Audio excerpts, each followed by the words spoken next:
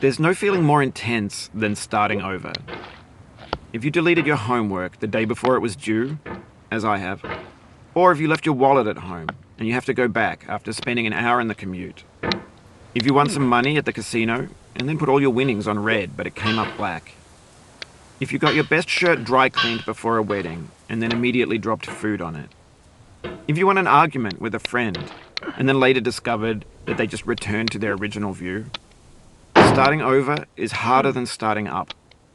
If you're not ready for that, like if you've already had a bad day, then what you're about to go through might be too much. Feel free to go away and come back. I'll be here. Alright, thanks for coming with me on this trip. I'll understand if you have to take a break at any point. Just find a safe place to stop and quit the game. And don't worry, I'll save your progress, always. Even your mistakes. This game is a homage to a free game that came out in 2002, titled Sexy Hiking. The author of that game was Jazuo, a mysterious Czech designer who was known at the time as the father of B games.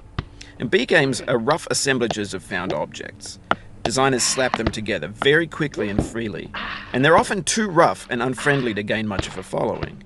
They're built more for the joy of building them than as polished products. In a certain way, Sexy Hiking is the perfect embodiment of a B game. It's built almost entirely out of found and recycled parts, and it's one of the most unusual and unfriendly games of its time. In it, your task is simply to drag yourself up a mountain with a hammer. And that act of climbing, in the digital world or in real life, has certain essential properties that give the game its flavor. No amount of forward progress is guaranteed. Some cliffs are too sheer or too slippery. And the player is constantly, unremittingly in danger of falling and losing everything. Anyway, when you start Sexy Hiking, you're standing next to this dead tree that blocks the way to the entire rest of the game.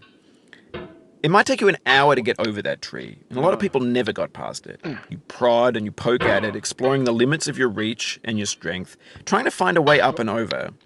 And there's a sense of truth in that lack of compromise. Most obstacles in video game worlds are fake. You can be completely confident in your ability to get through them once you have the correct method or the correct equipment or just by spending enough time. In that sense, every pixelated obstacle in Sexy Hiking is real.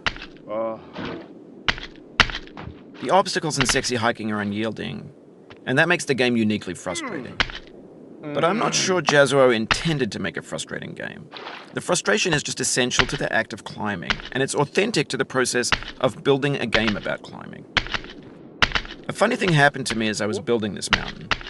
I'd have an idea for a new obstacle, and I'd build it, test it, and it would usually turn out to be unreasonably hard. But I couldn't bring myself to make it easier.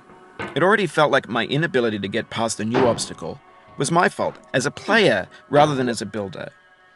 Imaginary mountains build themselves from our efforts to climb them, and it's our repeated attempts to reach the summit that turns those mountains into something real.